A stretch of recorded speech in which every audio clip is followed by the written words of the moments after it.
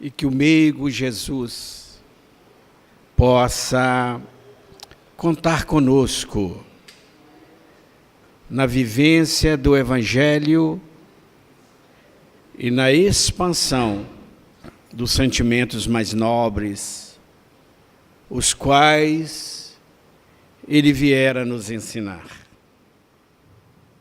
Quando nós vamos no Evangelho de Mateus, no capítulo 12, do versículo 46 ao 50, São Mateus nos leva a uma profunda reflexão a respeito da família.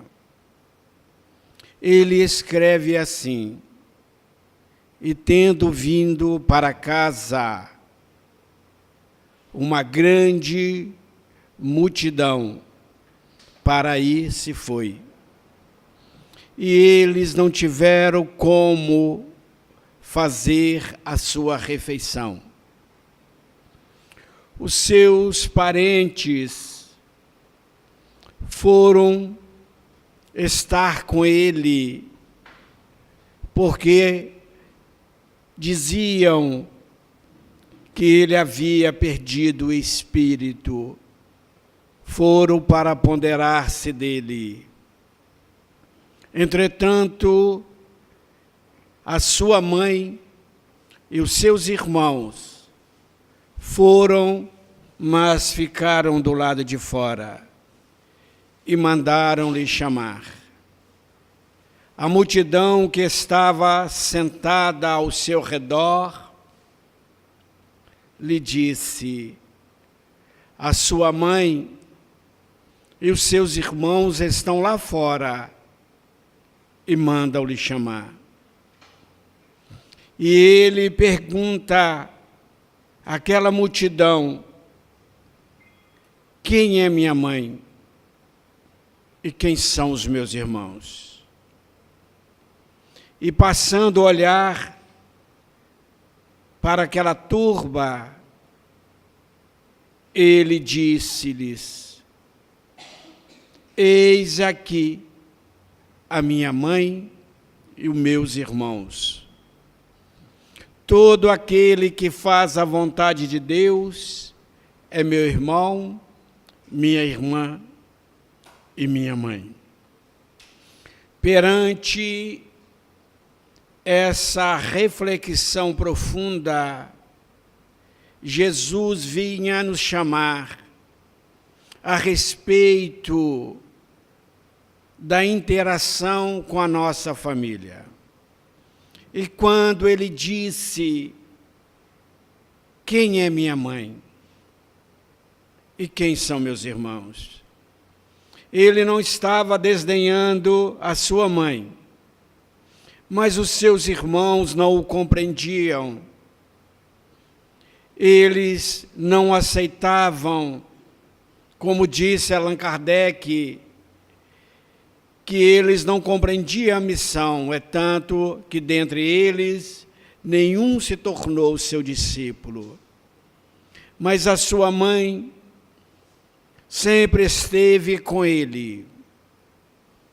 E nós, se nós perguntarmos a nós mesmos: quem é minha mãe e quem são os meus irmãos?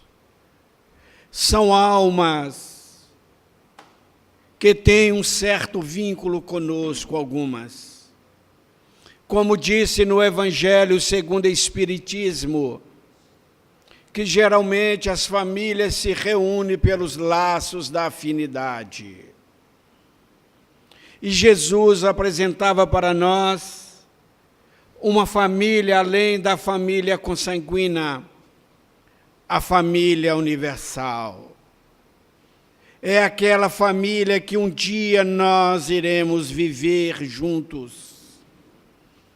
Mas, primeiramente, nós teremos que aprender a viver nos pequenos núcleos familiares, ao lado daqueles com quem precisamos aprender a amar, Por isso que Jesus nos disse que todo aquele que faz a vontade de Deus é seu irmão, sua irmã e sua mãe. Porque a vontade de Deus é que amemos uns aos outros como Ele nos amou.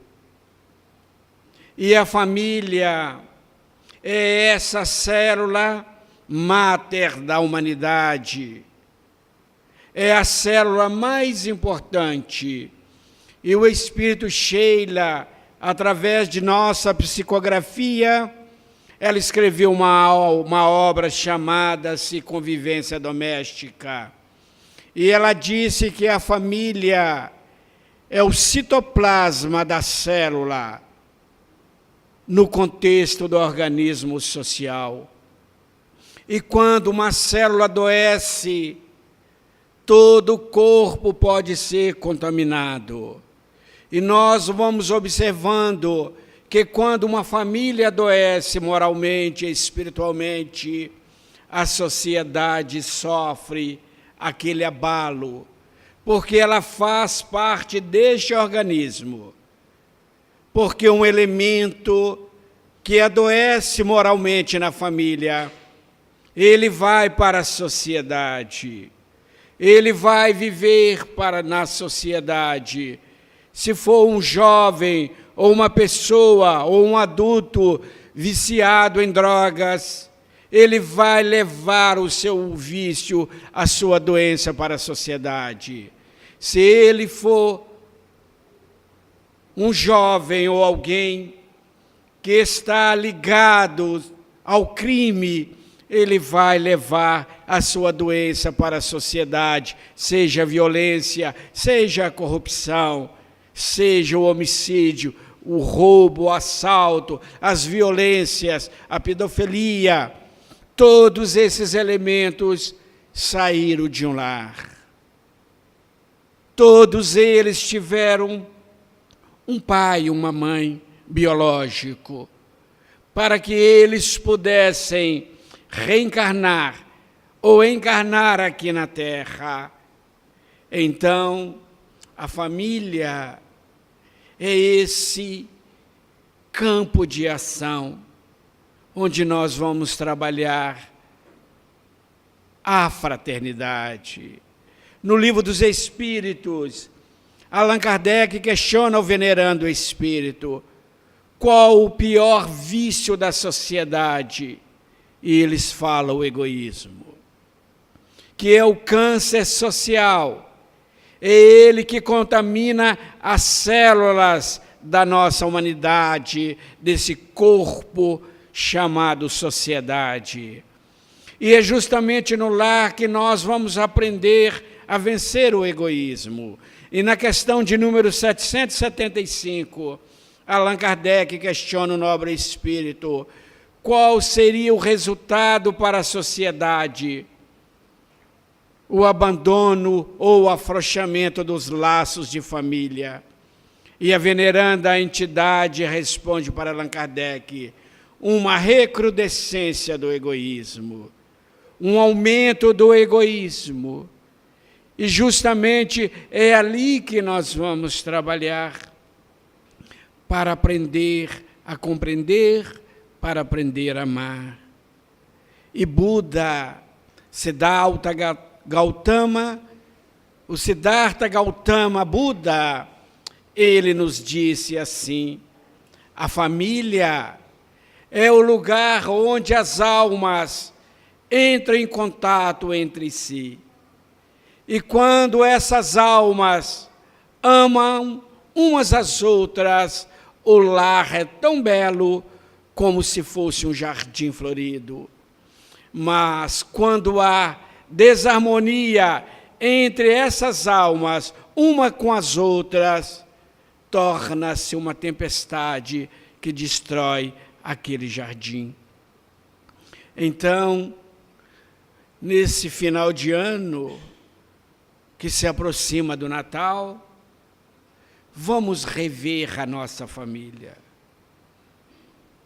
O que é o Natal para nós em família? Vamos relembrar Maria e José. Maria saíra para longe, para Belém, para ter um filho. E era festa naquela cidade. E chegando naquela cidade, ela sequer conseguira uma hospedaria, por mais modesta que seja, para repousar. Não tinha uma maternidade, não tinha um obstetra, não tinha uma parteira. E Maria, naqueles momentos para dar à luz, José, como pai, preocupado com a jovem mãe, ele vai até um homem nobre e ele lhe empresta um curral, uma estebaria, para nascer o menino Jesus. Maria e José arrumam um coxo talhado na madeira onde os animais comiam e coloca palhas e pega o seu manto e cobre.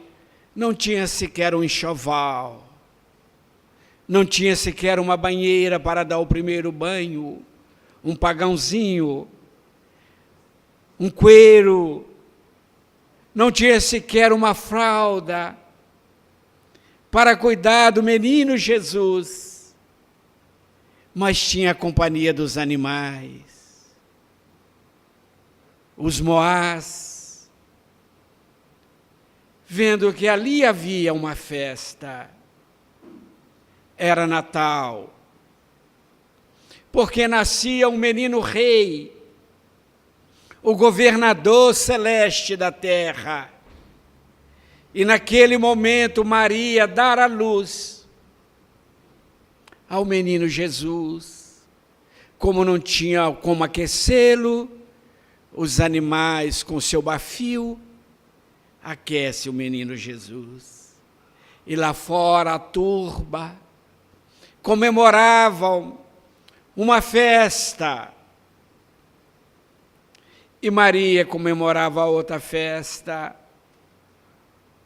O menino Jesus, o sol de primeira grandeza, acabava de nascer aqui na terra. E muitos de nós, no dia 24 para o 25, como vamos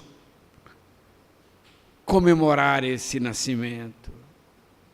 Às vezes com a mesa lauta, com as libações, com os festejos, enquanto nas estebarias do mundo, nas mansardas, nas favelas, crianças nascendo, crianças sofrendo, mães e pais rogando ao menino Jesus, que poderia ter escolhido um palácio para nascer, um berço cravado de pedras e ouro, mas ele preferiu uma estebaria para nos chamar para a convivência da fraternidade, da simplicidade. Nesta semana recebemos uma mensagem do Espírito Sheila, que ela dizia para nós que quando estivermos comemorando com a mesa lauta, não esqueçamos que o supérfluo de nossa mesa pode matar a fome de muitos, que há fogões sem lume, há seios estéreis, que não sai uma gota de leite, como dizia o Espírito Caritas no Evangelho segundo o Espiritismo. Chamo-me caridade e dei o meu passeio habitual. Encontrei mães miseráveis que percebiam-me pela vidência psíquica ou mediúnica, e erguia o teu filho, pedindo-me compaixão, porque do seu seio não saía leite, o fogão sem lume. Encontrei com velhos, abandonados, desempregados, os fortunos ocultos, que não são pedintes profissionais. E eles pediam-me que falássemos para os homens. Chamo-me Caritas. E o Espírito Caritas nos fala que se ela dissesse como nós deveríamos fazer, não teria valor a nossa atitude. É que cada um de nós busquemos reviver o cristianismo nessa noite, que é uma noite onde os espíritos venerandos vêm à terra. O próprio Jesus Cristo, com as suas vibrações de luz, Maria, sua mãe, José, seu pai, vibram para a nossa comunidade, para que nós possamos entender o valor de uma família, o valor de um lar, por mais modesto, por mais conturbado que seja, é justamente ali que nós precisamos conviver. Porque quando nós desencarnamos, ao chegar ao mundo espiritual, após o despertar da crise da morte, os nobres espíritos, junto ao nosso anjo guardião, eles vão reunirem conosco para que possamos analisar, avaliar a nossa vida aqui na Terra. E diante dessa avaliação, eles vão ver o que fizemos dos talentos que recebemos, como comportamos no lar, como comportamos na sociedade, o que fizemos das nossas faculdades, da nossa posição social, como comportamos como filhos, como cônjuges, como parentes consanguíneos, como cristãos, como espíritas, principalmente nós. E diante dessa análise, eles vão escolher uma família para nós nascermos.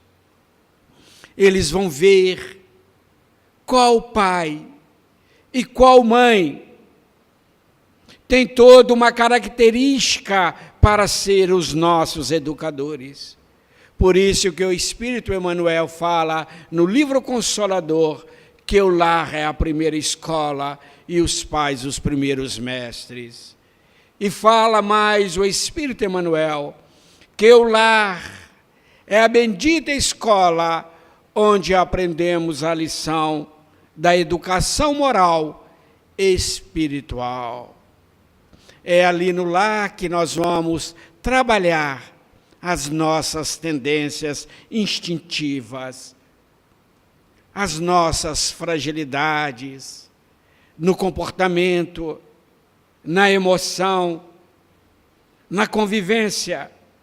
E então eles vão reunir para conosco e estruturar um lar, uma cidade, a profissão, a religião. Não que seja uma fatalidade, mas é uma proposta que eles vão apresentar para nós como material didático, mas por termos o livre-arbítrio, nós podemos mudar tudo isso. E então, quando nós nascemos, nós vamos ter uma pequena inconsciência. Nós não vamos lembrar daquele contrato que nós fizemos no nosso lar. para viver com os nossos familiares. Mas nós vamos sentir as afinidades, a antipatia ou a simpatia. A simpatia, nós vamos reconhecer uns aos outros pelo magnetismo que emitimos e que recebemos. É por essa convivência que nós vamos sentir, às vezes, aversão.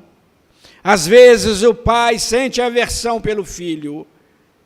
Às vezes o filho sente aversão pelo pai. Às vezes a mãe sente aversão pela filha ou pelo filho. E às vezes os filhos também sentem aversão pelos pais, pelos irmãos.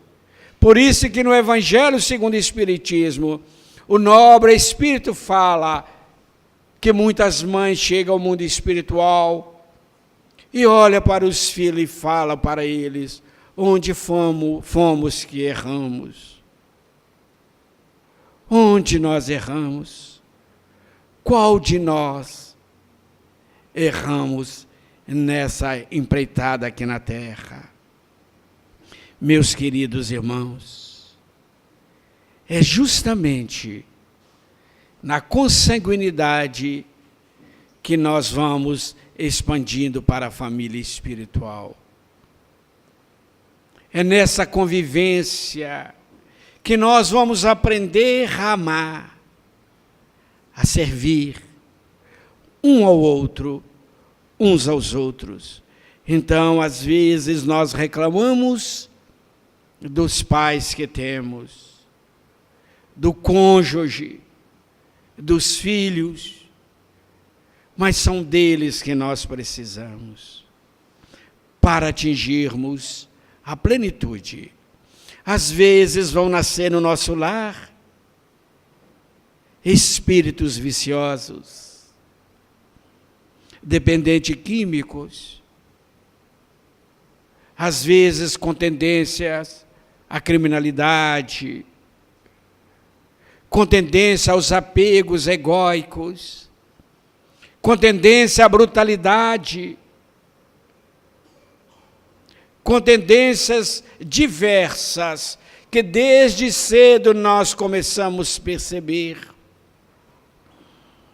E no Evangelho segundo o Espiritismo, no capítulo intitulado Causas Atuais das Aflições, o amigo espiritual coloca para nós: quantos pais hoje sofrem a ingratidão dos filhos, a indiferença dos filhos, porque desde cedo perceberam neles essas tendências, mas por indiferença, por fraqueza, não trabalharam, não domaram aquelas tendências. Porque quando é criança nós achamos lindo o filho levantar as mãos, escarrar no rosto, julgar as coisas, fazer pirraça, falar palavrões, e todo mundo fala: que coisinha linda. Olha como ele tem um temperamento forte. É uma alma que precisa de ser trabalhada na evangelização, e não raro até mesmo um tratamento psicológico, porque é um espírito que começa a mostrar quem ele é, os seus impulsos, as suas aptidões, as suas tendências positivas ou negativas. E nós vamos ver também na criança aquele menino dócil, aquele menino parado, aquele menino que respeita os pais, só de olhar ele atende, mas quando chega na adolescência, aquela criança perde toda aquela característica, e os pais falam: onde está aquele filho amado, dócil? E Allan Kardec pergunta aos espíritos: o que ocorre na adolescência? a partir dos 13 anos, quando o jovem começa a manifestar os seus instintos, a sua característica, os seus pendores, foi o Espírito que mudou? E os Espíritos responderam a Kardec, não. Agora é o Espírito mostrando quem ele é. Mas do 0 aos 7 anos, ainda não está concluída uma reencarnação. O Espírito só liga ao corpo, tem domínio total sobre o corpo físico a partir dos 7 anos. E aos 13, 14 anos, ele agora é dono de toda a sua consciência, é dono das suas aptidões. É aquela alma que viveu, agora está num corpo juvenil, está num corpo robusto. E ele começa a mostrar para os pais quem eles são. E quando os pais não fizeram esse trabalho na escola da vida, ao dizer um não, a não atender os seus caprichos, a educá-lo, mais tarde os pais vão conseguir tirar esse colorido psicológico e espiritual daquele espírito, porque agora ele vai viver as emoções do passado, as aptidões das reencarnações passadas e a educação que ele recebeu nessa reencarnação.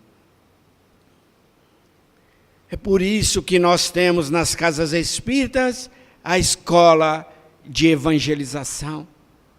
E o espírito Dona Benedita Fernandes, numa obra que psicografamos, chamada Evangelizar Sentimentos e Criar Consciências, ela fala para nós que esses espíritos que chegam até nós são aquelas almas com as quais nós temos um comprometimento.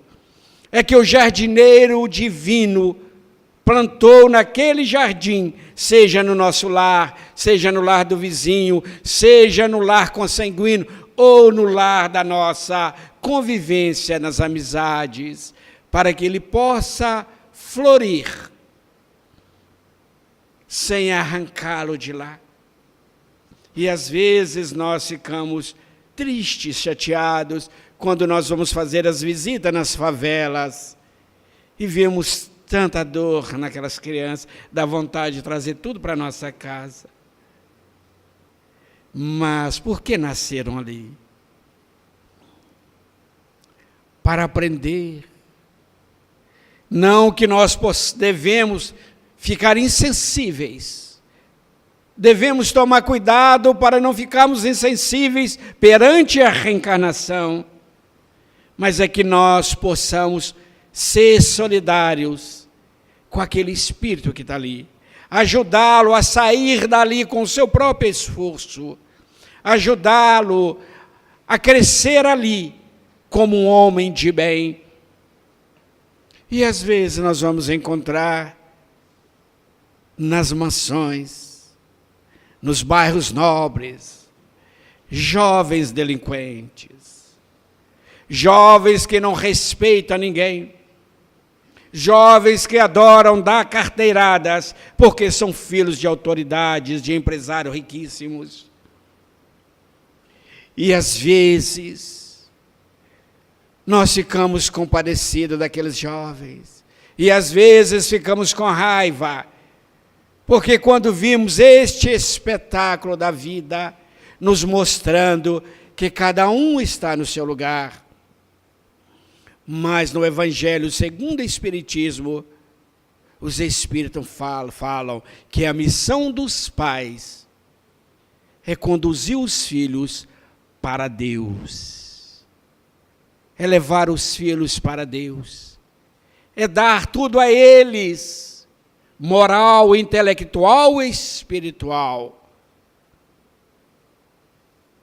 Embora sabemos das necessidades materiais, mas às vezes na nossa família nós preocupamos mais com o ter do que o ser, e atendemos todos os caprichos dos nossos filhos.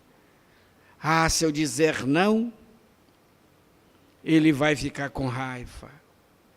Se eu dizer não, ele não vai me amar. E ele descobre essa nossa fragilidade. E ele pede a nós, principalmente no Natal, dai-me aquele carro,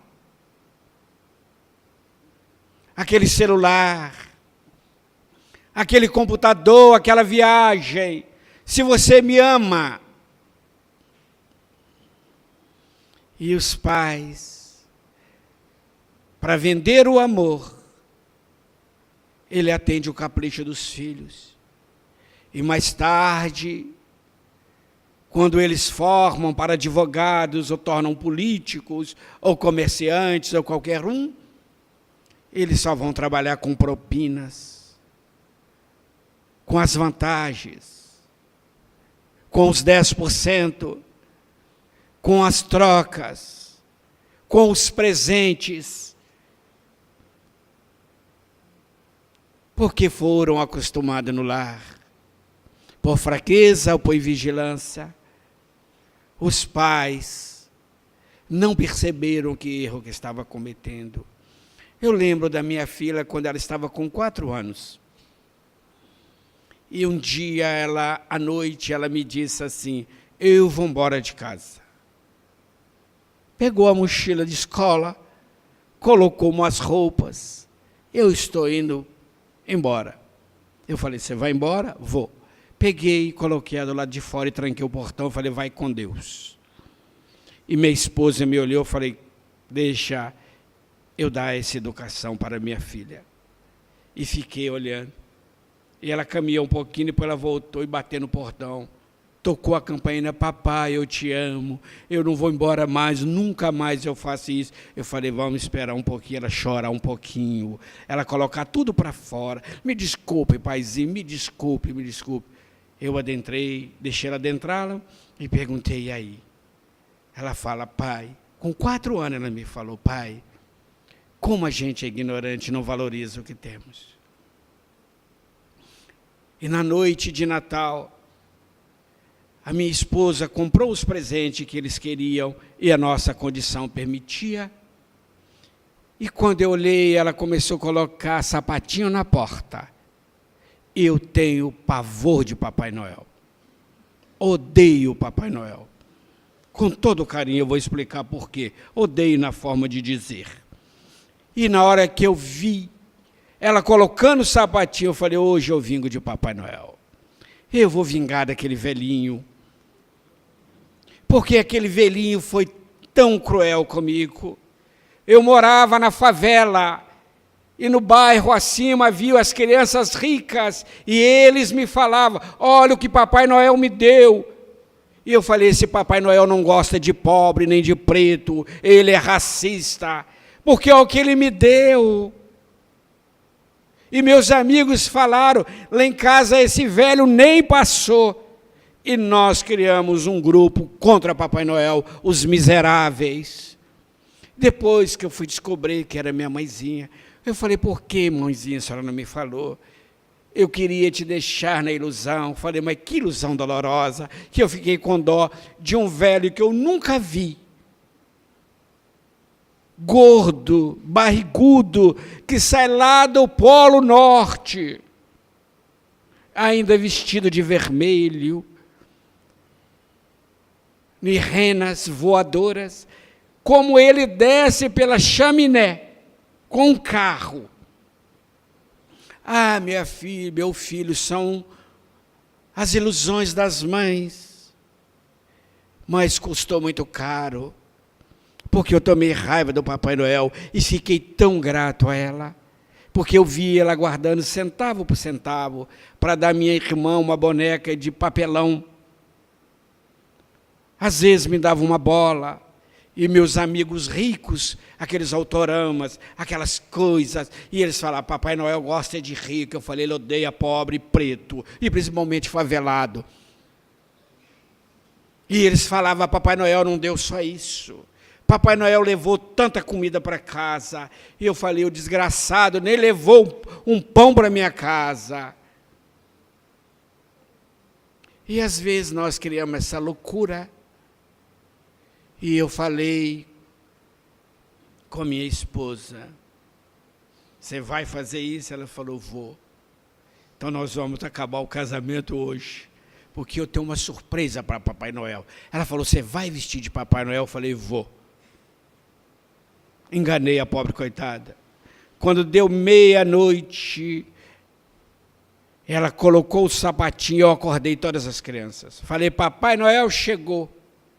Quem? Eu e sua mãe, que trabalhamos 365 dias, urramos para comprar os seus presentes. E meu filho olhou, nós sabíamos. E graças a Deus, o senhor não veio com essa palhaçada de Papai Noel conosco. Ela me olhou assim, muito obrigado, meu pai. Muito obrigado, minha mãe. Vocês são os verdadeiros Papais Noéis. E às vezes nós fazemos essa loucura. Para que é um mito. É como o doutor Rolomei disse, que a humanidade precisa de mito para ela acreditar, para ela viver em paz. Mas às vezes esses mitos nos perturbam, nos traz uma certa dependência psicológica e que nos traz uma fragilidade emocional, uma dependência, o medo, a síndrome de pânico, o transtorno obsessivo compulsivo e tantos outros transtornos. E então, às vezes, os pais, para agradar o filho, ele faz essas loucuras. Narra uma lenda que um dia um jovem foi fazer vestibular. E ele disse para o pai, se eu passar em medicina, o senhor me dá um carro. O pai dou. O pai é muito rico, te dou um carro. Não porque você vai passar, mas porque você é um filho dedicado e vai precisar para ir para a escola, para trabalhar. Eu te darei esse presente, não como troca. E no dia da formatura, quando o jovem disse, pai, onde está a chave do meu carro? O pai lhe entregou uma Bíblia. E ele odiou o pai. Não conversou mais com o pai. Não queria ver o pai. Saiu de casa. Mas ele guardou aquela Bíblia, embrulhada num presente. Ele nem sequer folheou. Passado um tempo, quando ele vai folhear a Bíblia, no meio da Bíblia, havia um presente com uma chave do carro, no capítulo intitulado Honrai Pai e Mãe. E às vezes, quando damos evangelho para os nossos filhos, eles acham tão pouco. Eles acham que é um presente insignificante. Então, meus queridos irmãos, pais, filhos, honrai as vossas famílias. Vamos dedicar nessa noite de Natal, pelo menos, a fraternidade maior, o amor, unidos, perdoando as ofensas que recebemos, reparando aquele ódio com aqueles a quem odiamos. Mandamos um e-mail, um WhatsApp, ou um telefonema, uma carta, para dar o bom Natal, perdoar as ofensas, não 7 vezes, mas 70 vezes 7 vezes. Porque nós estamos ali, juntinho com aqueles que talvez um dia fomos nós que criamos mal. E hoje viemos reparar com eles. E eles são intolerantes. Às vezes é aquela esposa ciumenta que talvez no passado foi traída. E hoje ela olha para o cônjuge com olhar de desconfiança. Às vezes é aquele cônjuge, aquele marido que tem ciúme mortal da esposa, talvez no passado ela o traiu, ou no passado ela o abandonou, ou ela desistiu, como um amigo. Ele namorava uma jovem, apaixonou-se profundamente, mudou-se, fez de tudo, e no dia do casamento, o pai o chama e disse: não vá, porque minha filha não vai casar com você. Nesta hora ela está casando com outro. E ele teve um choque. E se ele suicidasse, aquela jovem era responsável. Porque ela tinha 2 pretendentes. E só escolheu no dia do casamento. E nós, na condição de convidados, ficamos sabendo mais cedo para envolvê-la com as vibrações de prece. Mas graças a Deus, ele encontrou uma jovenzita maravilhosa, que é a mãe dos seus filhos. Uma companheira dedicada, que conseguiu estancar aquela ferida da alma. Porque muitos de nós adquirimos feridas na infância, que é a criança ferida, como disse Carl Gustav Jung. É aquela criança onde os pais, às vezes um déspota doméstico, aquelas mães castradoras, como disse o Espírito, Sheila, que querem filhos para ser bibelôs, para enfeitar a sua penteadeira, e às vezes coloca insegurança nos filhos. Quantos pais cantam para os filhos: dorme, neném, senão a cuca vai te pegar. Ele vai ter insônia por resto da vida. Porque se ele dormir, a cuca vai pegar. Ou às vezes o pai fala: eu vou te deixar de castigo num quarto fechado, e o homem do saco vai te levar. Ou às vezes prende num quarto escuro, e aquela criança vai ser uma criança medrosa, e quando casa, às vezes o casamento vai ser perturbado pelo medo, vai ser aquele homem com dificuldades. Às vezes as mulheres casam, e no princípio do casamento, nós estamos no mel, não estamos com as abelhas, apenas no mel. Depois que vem o zangão e a rainha, e às vezes ele vai tomar banho e disse: meu amor, traga-me a toalha, traga-me o roupão, traga-me isso, traga-me aquilo. No primeiro momento ela leva, ou às vezes ela: meu bem, traga-me isso, ele leva, e chega um momento, ele fala: hoje já não dou conta, virei seu escravo. Um dos dois vão dizer para o outro: mas minha mãe fazia. Mas eu não casei com sua mãe, você não casou com sua mãe. E às vezes nós fazemos essa fuga. Queremos ter a mãe na esposa, o pai no esposo. Comida boa é da minha mãe, não faça isso, o casamento acaba. E a sogra já não gosta disso, né?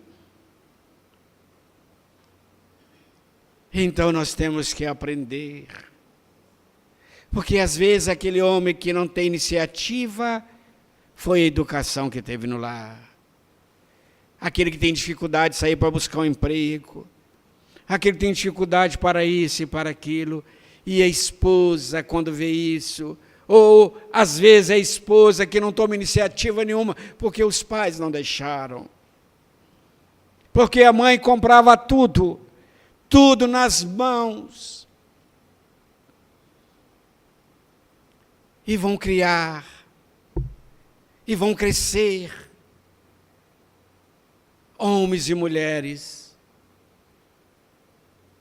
sem iniciativas, indecisos, inseguros, com medo de enfrentar os desafios. E não raro, muitos se enveredam pelo alcoolismo, pela drogadição.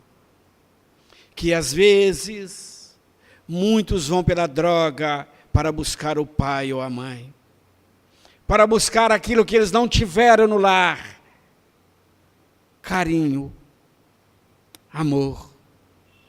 Porque às vezes nós damos coisas, mas não doamos o nosso tempo.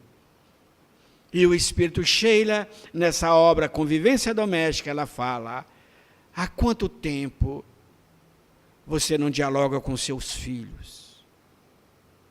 Há quanto tempo você não tira um minuto para ir para o quarto deles, sentar e bater um papo, sem críticas, sem exigências?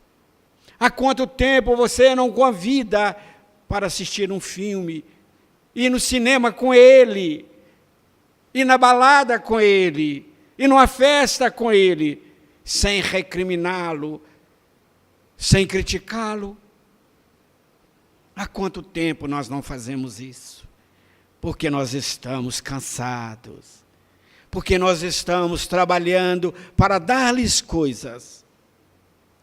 E às vezes é necessário, quando o salário é muito pouco, ou às vezes o marido adoece, ou a esposa, e ambos, ou ela tem que ir para o mercado de trabalho. Mas às vezes, nós fazemos isso é para dar o luxo. E acreditamos que estamos fazendo grande coisa. E se amanhã ele não tiver conta? Eu conheci uma família na minha cidade, que o pai, um homem trabalhador, conseguiu montar um império para a cidade. E todos os filhos, alguns meus amigos, às vezes nós estávamos ali para ir para a balada, quando chegava um caminhão para descarregar no depósito deles, eles saíam e iam trabalhar. Mas o dia que o pai morreu ou desencarnou, perderam tudo. E uma jovem morreu há pouco tempo de overdose de cocaína. Não soube lidar. Porque às vezes nós não ensinamos o filho.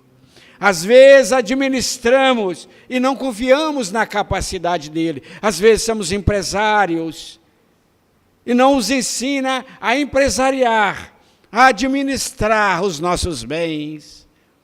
E quando há desencarnação ou a partilha dos bens, alguns vão dilapidar aquele bem, outros vai pelo egoísmo. E quando nós não criamos dentro de uma fraternidade, dentro de uma irmandade, quando os pais estão desencarnando, a briga pelo testamento. Quantos espíritos, através de Chico Xavier e de notáveis médios, vêm reclamando que naquela noite da sua desencarnação, os filhos já estavam no velório brigando quem ia ficar com parte A, parte B, parte C. E na hora de abrir o testamento, tornaram-se inimigos, porque às vezes não receberam no lar o evangelho, não fizeram o culto no lar.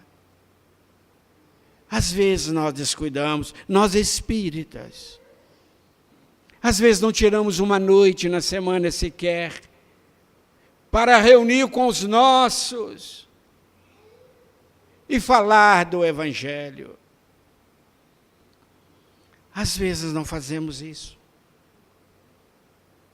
Às vezes esquecemos. Ou às vezes, no dia dele ir para a escola de evangelização, nós falamos, você não vai hoje porque é aniversário do seu amiguinho. Às vezes o jovem não vai na mocidade porque ele tem que estudar para a prova. Ao passo que ele poderia ter estudado antes e ido para a mocidade 1h40 e voltado mais firme e estudar. Mas não. Eles deixam para o final do ano para as recuperações. Então nós temos que começar a repensar o modelo educacional. Não que nossa família está equivocada, mas podemos melhorar. Porque Allan Kardec disse para nós que a verdadeira educação não se aprende nos livros nem na academia. É a educação de dentro para fora, a educação moral. Aquela que constrói os caracteres e formam hábitos salutares. Disse Kardec que se os economistas tomassem posse dessa educação, resolveria as diferenças socioeconômicas da Terra, e nos lares e na sociedade não haveria tanta esquisitices. Fala o senhor Allan Kardec para nós. E na noite de Natal, o que vamos fazer? Continuamos os mesmos? Ou vamos permitir que Jesus Cristo nasça na manjedoura de nosso coração? Que Maria encontre conforto em nosso coração? Que José encontre segurança em nosso coração? Até quando vamos adiar a nossa felicidade? Até quando vamos deixar de amar? Até quando vamos deixar de perdoar? Até quando vamos olhar para aqueles que nós não compreendemos, nem nos compreendem, e dizer, olá, meu amigo, olá, meu irmão. Mas até quando vamos adiar? Que façamos do Natal uma noite terapêutica. A terapia do abraço, a terapia do amor, onde nós poderemos comungar em espírito e em verdade o nascimento de Jesus Cristo na manjedoura de nosso coração. Como nos disse o Espírito Sheila, a família é o maior e mais valioso tesouro que nós temos aqui na Terra. Para que não cheguemos no mundo espiritual e vamos dizer, qual de nós que errou? Onde fomos que erramos? Para depois ter que ter reencarnações mais dolorosas, mais difíceis. Enquanto hoje, a luz do Evangelho brilha sobre a terra. Nunca houve tanto amor aqui na terra. Tanta solidariedade. tanta fraternidade como nos dias atuais, até com os animais. Já há lei que protege os animais, as ONGs, pessoas anunciando quando vê um animal abandonado, os doadores, as pessoas recebem. É muito lindo, muito importante, mas até quando nós vamos ver as crianças nos sinais, colocando no retrovisor de nosso carro pacotinhos de balas, e nós fechando o vidro rapidamente? Até quando eles vão ter que fazer malabarismo em frente do carro para chamar a nossa atenção? Até quando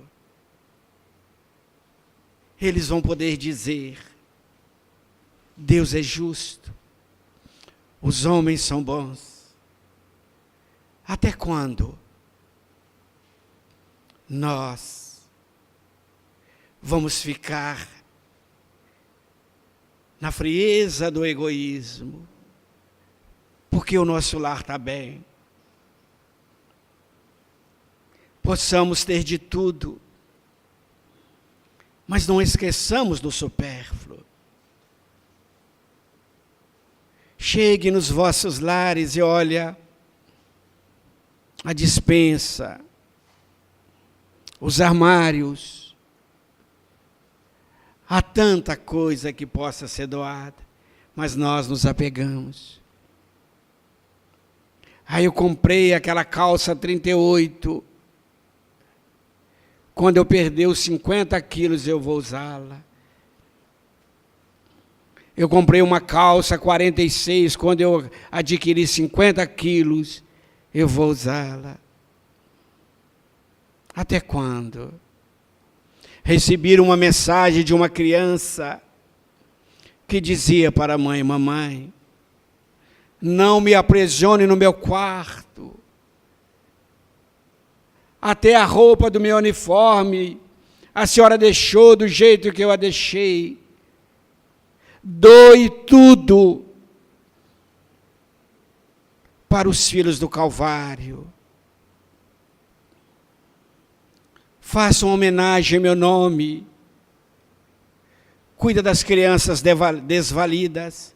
E no dia do meu aniversário, faça como Jesus. Convida as crianças miseráveis de nossa rua, de nosso bairro, e faça uma homenagem a mim, que eu serei muito feliz. Eu não morri, minha mãe. Senhora não me perdeu, mas a senhora está perdendo a melhor coisa de aprender com a dor e amar o filho do Calvário. Eu estou bem, papai está bem. O nosso outro irmão foi um acidente de desencarne de 5 pessoas da família. E aquela mãe queria suicidar, aquela criança o levou na nossa reunião.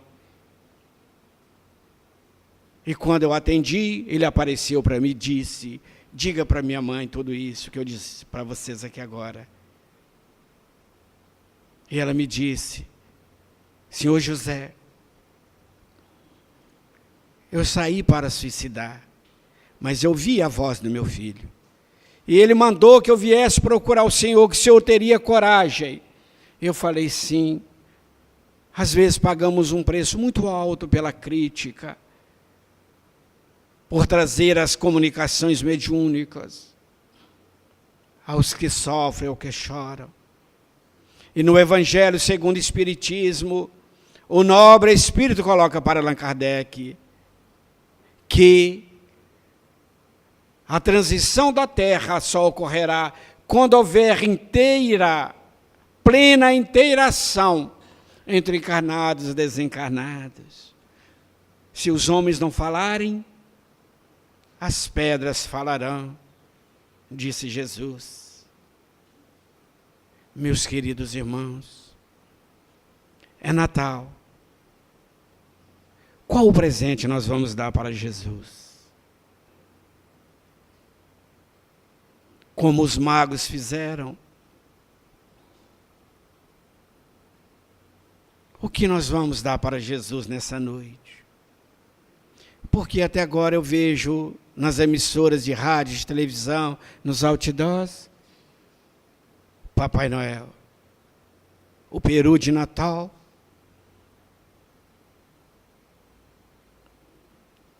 e outras iguarias, o panetone. Mas e Jesus? Deveríamos fazer uma manjedoura nos outdoors da vida e colocar essa cena mais bela, Maria na estebaria e o menino Jesus nascendo. Mas até quando nós vamos adiar o Natal com Jesus? Não é abandonar a família, é estar na família, é ceiar com a família, mas pelo menos um Pai Nosso, uma Ave Maria, pelo menos relembrar do menino Jesus, na hora em que fomos fazer o amigo oculto. Não esqueçamos dos infortúnios ocultos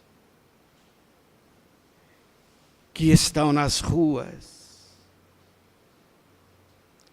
os invisíveis debaixo das marquises. Quando formos dar o presente ao amigo oculto, lembremos-nos de Cáritas, dos infortúnios ocultos. Relembremos-nos do óbolo da viúva, que possamos doar pelo menos 10 centavos, que possamos ir no correio, pegar uma cartinha, ir numa loja de R$ 1,99 e comprar um carrinho, uma boneca, para dar a esperança a algum jovem, alguma criança. Se não temos condições de fazer uma cesta básica, doamos o que temos, até mesmo a sobra de nosso armário. Até quando, meus irmãos? O Dibonglel vai cantar e o menino Jesus vai ficar esquecido. E ele nos disse: alegrai-vos, que eu vim trazer a boa nova do reino dos céus. Até quando os nossos corações vão se fecharem pela dor que batem nas portas do mundo? Até quando? Até quando, irmãos? Jesus, o divino amigo, terá que renascer novamente na manjedoura, em Belém, para despertar os nossos corações, os cristãos. Queridos, alegrai-vos, porque Jesus é o zênite. Ele veio nos trazer a boa nova do teu reino, pedindo-nos que amemos-nos uns aos outros, que doemos-nos o nosso afeto, o nosso amor, a nossa paciência, a nossa compreensão, que nos nossos lares o Evangelho seja a luz, seja os arranjos da árvore da família, a árvore do amor, a árvore da esperança, da fé. Queridos irmãos, vamos amar, amar sempre.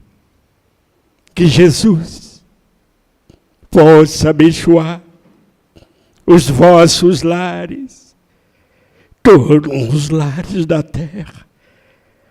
Alegremo-nos, alegremo-nos, porque o Cristo de Deus está sempre conosco, não só no Natal, mas nos 365 dias. Alegrai-vos, deixe o abraço fraternal e paternal do humílimo servidor de sempre, Bezerra de Menezes. Muita paz, filhos e filhas do meu coração, muita paz.